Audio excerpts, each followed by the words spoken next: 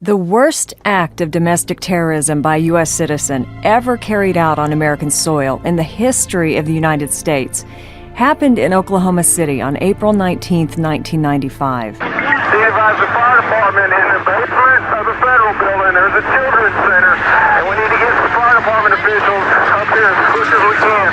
Adam 38, are you on the north side of the federal building with people buried? I'm on the east side of the federal building. It's collapsed. It's been almost 20 years since April 19, 1995, and yet even today, many unknowns and unanswered questions remain about the tragic Murrah building bombing that happened in Oklahoma City, of all places. Why Oklahoma City? Why this target? And why this date? We'll be discussing the issues of security, how to make our world a safer place to live, how those protective measures affect our individual civil liberties, which have been so sacred over the years for all Americans. Hopefully by the end of this series, we'll be able to answer this question. How can we help keep this type of act of terrorism from ever happening again? I'm Brenda Bennett, and I'll be your host. This is Real Mysteries. We'll also be hearing from our producers, Ken Sarkey and Jeremy Gossett, with their interviews and comments. The other day I was having lunch with one of my very best friends at what is known as a classic Oklahoma City barbecue restaurant called Leo's. It's been around for decades and not only known for their delicious barbecue, but also their strawberry banana dessert cake, world-class barbecue and cake. Well, what came up in our lunch conversation really surprised me. Here I was, an Oklahoma native. I've lived here since I was 2 years old, having lunch with someone whom I considered as an adopted Oklahoman. Well, this person had grown up in Philadelphia, had served our country proudly in Iraq and Afghanistan. But he knew a lot about the subject of this podcast. I simply asked him, "Do you remember where you were on the morning of April 19th, 1995? It took him 30 minutes to finish his answer. I was astonished at his knowledge of his whereabouts that day. He was at the airport in Tampa, Florida, headed to Oklahoma City via Houston. The detailed account of what he saw on TV, as well as with passengers headed to Oklahoma City, was stated with remarkable recall. And at that moment, it was clear to me that he would always remember that day vividly. So here we are. Almost 20 years ago, in the heart of America's breadbasket, homegrown terrorism struck the heartland. It was the first and still remains the single largest domestic attack against the United States of America, and it happened on April 19, 1995, in Oklahoma City. To this day, questions still remain, but this we do know. Timothy McVeigh was convicted in federal court for the crime and sentenced to death. And Terry Nichols, well, he was convicted in federal trial and state of Oklahoma trial and was sentenced to life in prison without parole. The morning of April 19, 1995 was a beautiful spring morning in Oklahoma.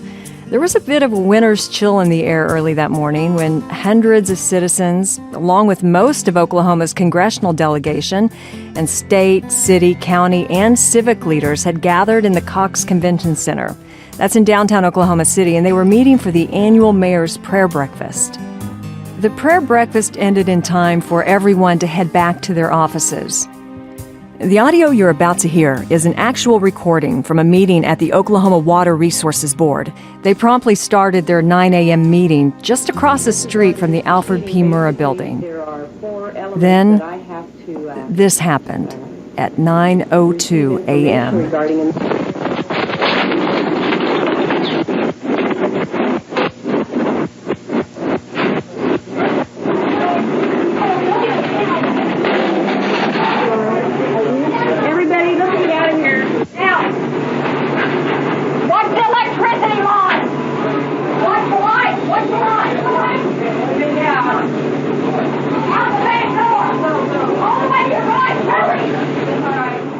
Trey Davis, a KTOK news reporter, was one of the first to arrive on the scene.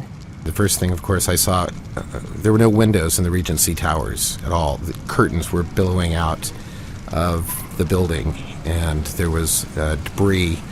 People began coming out of the Water Resources Board. As I got closer to the building, the devastation just increased. I continued moving on and eventually was in front of the Murrah building. And the debris, as I recall, was stacked about 2 stories high in front of the building. The entire face of the building was gone. There were people in the building, and I arrived so soon on the scene that none of the emergency vehicles or first responders had arrived at the time. In fact, I can recall paper still floating to the ground as a result from the explosion of being shot up into the air. The fire was billowing from tires in the parking lot across the street next to the Greek restaurant that had been located there, what is now known as the Survivors Tree. Be advised, the fire department in the basement of the federal building. There's a children's center, and we need to get some fire department officials up here as quick as we can. Adam 38, are you on the north side of the federal building with people buried? I'm on the east side of the federal building. It's collapsed. Where were you when that happened? Do you remember? You can ask anyone over the age of 40 from Oklahoma where they were, and they can tell you as if it were yesterday. I sure do. I was at the office, standing outside, and I thought the filling station down the street had a big explosion. I was actually at a fundraiser, and I believe it was a Special Olympics fundraiser. A golf tournament in Shawnee, Oklahoma at Fire Lake was scheduled to start at 9 o'clock, and we had just hit our first tee shots. I was attending college at Southern Nazarene University in Bethany, Oklahoma, which is about 10 miles away from where the explosion happened. And I was headed upstairs back to my dorm room whenever I felt the ground shaking underneath me and heard the loud explosion. I was running late for work. I had an apartment at Northwest 122nd in Pennsylvania, which is a fair ways from downtown Oklahoma City, and I was brushing my teeth when I felt I thought it was a plane or something from Tinker had maybe had some sort of sonic boom or something. I really didn't know what it was. I think if it happened today, I would just assume it's yet another earthquake here. I was the program director for KISS FM that morning, and we had a live broadcast at Brahms. And that morning, the fire department, one of the fire department, teams was out there with us. And they all had on their uniforms, and they had their fire trucks, and they were joking with us and eating breakfast. And in a moment's notice, everything changed. I remember they put on their hats, they ran out the door, they were gone, they just totally disappeared. Come to find out later, they were called out on this tragedy.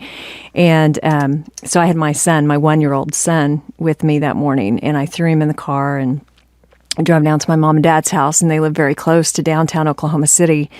And I walked in, and my mom already had the TV on, and one of the news channels had the helicopter, and they were shooting the footage, and nobody really knew what was going on at that point. And we looked at it, and I said, "Are there people in that building? Is that a vacant building? Do you know?" And she's like, "I don't have any idea." And I remember saying, "Oh, I hope it was empty, because if not, those people have died. There are so many people who have lost their lives." And the rest of that day was a blur, but just having that memory of being with the fire department that morning and seeing the urgency and how they just changed in a second. And they were down there within minutes. And my office was downtown, a few blocks from where this happened, and the office was damaged. My law office was. Kent Frates, local attorney and author. But I just happened to be moving that day, and I was out in northwest Oklahoma City, and I heard what I thought was maybe a gas explosion or something. Even 5 or 6 miles away where I was, it was still a loud explosion. We're going to hear from a lot of people over the next few weeks, people who were there, and everyone was affected differently. The face and the calming voice of the Oklahoma City Fire Department was firefighter and public information officer John Hansen. He remembers it well. Well, we're lucky, unlucky in the great state of Oklahoma because we, unfortunately, we respond to a lot of natural disasters. And with natural disasters, be it flood, tornado, any of those, usually comes structure collapse. And so Oklahoma firefighters all over the great state are trained in basic techniques of structure collapse. Certainly the Oklahoma City Fire Department, Tulsa Fire Department, fire departments in the larger metro areas have a little bit more training just because of the size of buildings that are in those communities. And so we went through a lot of preparedness prior to the Murrah building bombing, and we were very fortunate that we had leadership in the community, in the city, and everywhere else that made that a priority for us. The morning of April 19th, I was in the office, and we had a meeting that morning and had all of our battalion chiefs downtown for a 9 o'clock meeting.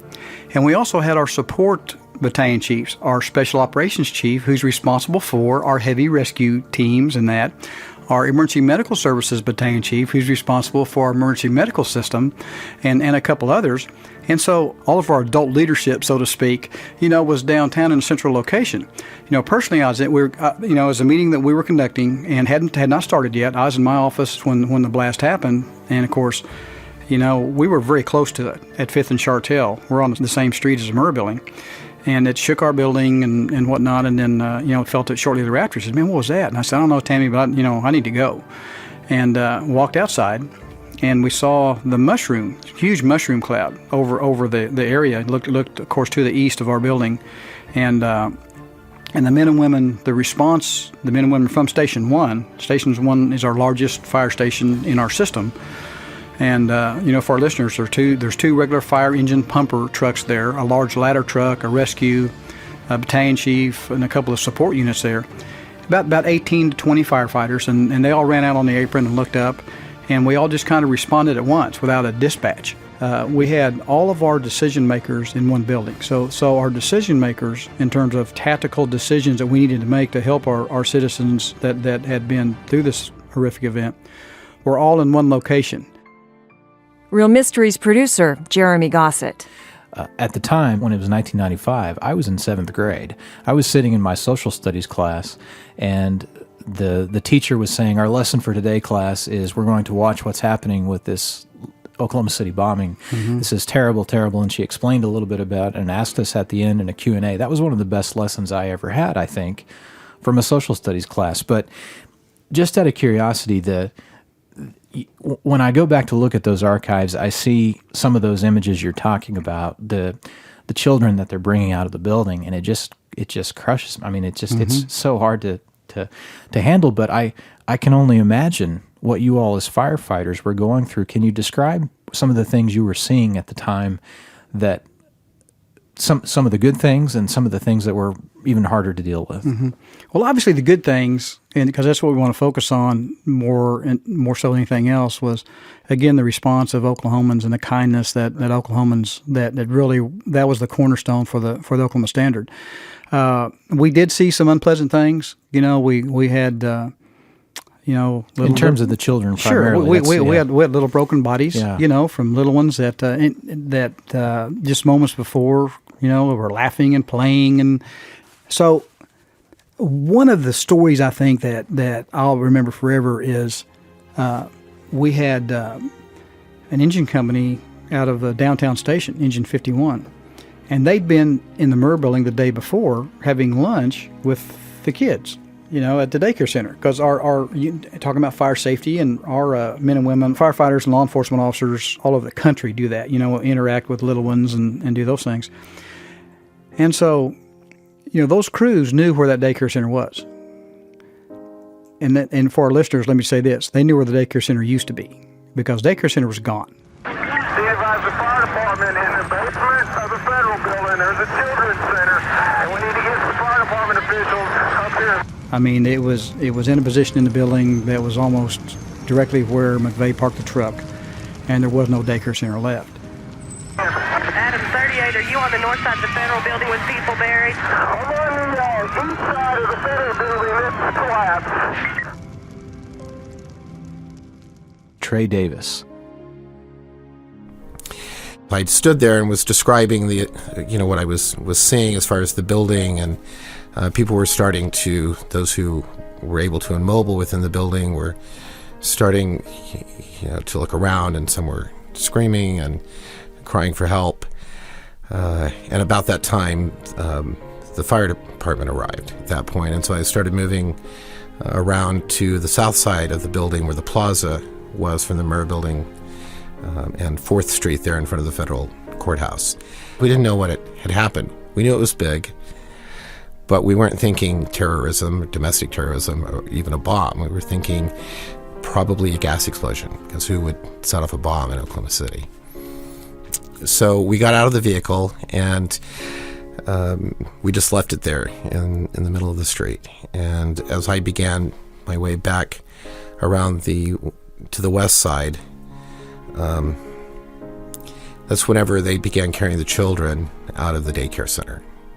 And it, at the time I had a 10-year-old and a 3-year-old. So you think about what you're seeing. Badly injured children bleeding. The two colors I remember most from that day, white and red. The white shirts of the men coming out of the Water Resources Board. The lacerations, the blood, the injuries that they had in their head, in their hands, their arms, their torsos. And the children being carried out of the daycare center, covered in concrete, chalky, powdery kind of, and then the blood from their injuries as they were being carried down. And they put together a very quick triage unit at the corner, on the southwest corner of the Murrah building, to treat people. People were really coming together to help. As a matter of fact, human chains were formed, and they were bringing people out of the building. Bruce Davis, Oklahoma City Police Department. All I had heard over the police radio is that there was an explosion downtown. I wasn't clear on which building had exploded. I was clear that there were people trapped in the basement. As I walked towards this thing, those buildings, the glass was missing. There were people walking around who were actually were bleeding, and there was glass. So I was thinking that this must be the building. And so as I was going, I was taking action as I was heading towards the Murrah building. I was setting up triage. There were people who were bleeding. I was applying pressure or having them apply pressure, starting a triage line. And I noticed there was a lot of people there, a lot of medical people there who were actually working together, united to help those people who needed help, immediate help. Are there any of you that have some special memories that stick with you that you'll never forget? Firefighter John Hansen. One of our guys brought out a toy fire truck that was broken in the collapse out of the daycare center. And you think about Engine 51 the day before, playing with the kids, and then we bring out a toy fire truck. For us it just went, you saw 5 or 6 big old burly firefighters all of a sudden, just a tear coming in their eye and things like that. But a lot of people forget, you're an emergency response community. Again, you're the people that work every day to try to prevent harm and keep you out of harm's way. They're just human too. They're your neighbors. we're just human folks. We've had some training and stuff, and we're kind of passionate about this public safety thing. But again, we have the same. We all together have kind of a normal reaction to a very abnormal situation, and that's the human part of us, and we can't separate that part. Over the next few weeks, we hope to help you understand what happened, why it happened, the impact on victims, their families, Oklahoma, the United States, and across the globe. The Sunday, I found out that two of my dear friends had just gone down to check on their Social Security. Had an appointment at 9 o'clock, and they were never, ever late. Dr. Charles and Jean Hurlbert. We will always remember. My wife lost her sister in the bombing. We will never forget. That was the largest loss of life in the history of the Secret Service that occurred on the day of the bombing. We're just beginning our journey into this story, and we hope to learn more, heal more, and ask more questions. Perhaps you can help us. We'll talk again next week. For now, I'm Brenda Bennett, and this is Real Mysteries.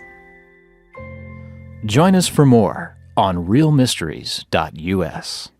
And be sure to visit the Oklahoma Memorial and Museum, either in person or at their website, oklahomacitynationalmemorial.org.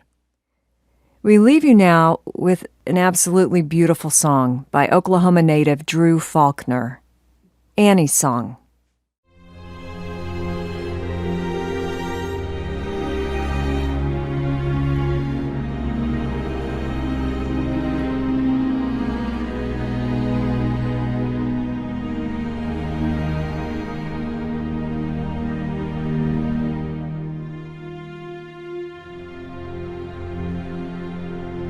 The walls are closing in, and I am done. I just don't have any strength left to keep pushing on. And after all the ugly battles I have won, it seems so strange that so much hope I used to have is gone. But the times are hard and the road is long and the night is torn.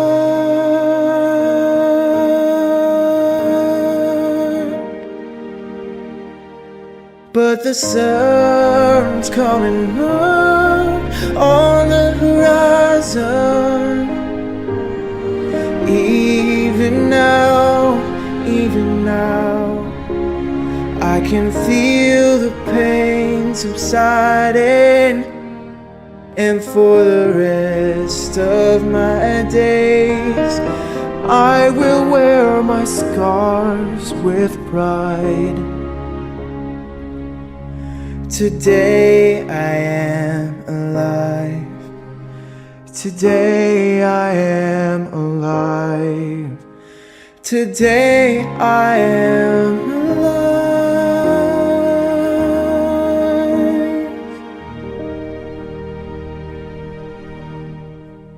It used to be that when the day was over, I could dream about the prospects of the many days to come.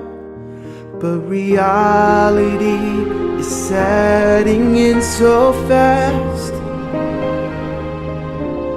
and I don't know if this is something I'll be able to come back from. But I'm holding on with all I have, and it's almost time. The sun's coming up on the horizon. Even now, I can feel the pain subsiding. And the worst part is I've had to fight alone for all this time. Everybody tries to help, but it's no use. This fight is mine, and yet I'm not on my own. I'm not alone. Their love gives me hope.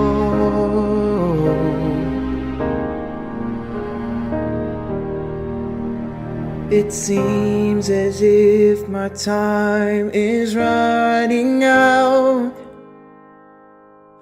I see my loved ones when I close my eyes. They chase away my doubt, but it's hard to bear the thought of being gone, because I know the hardest part for them will be to just keep moving on. But I'm not quite done. I can fight right now till I find the sun, and that sun's coming up on the horizon. Even now, I can feel the pain subsiding, and for the rest of my days, I will wear my scars with pride. Today I am alive. Today I am alive. Today I am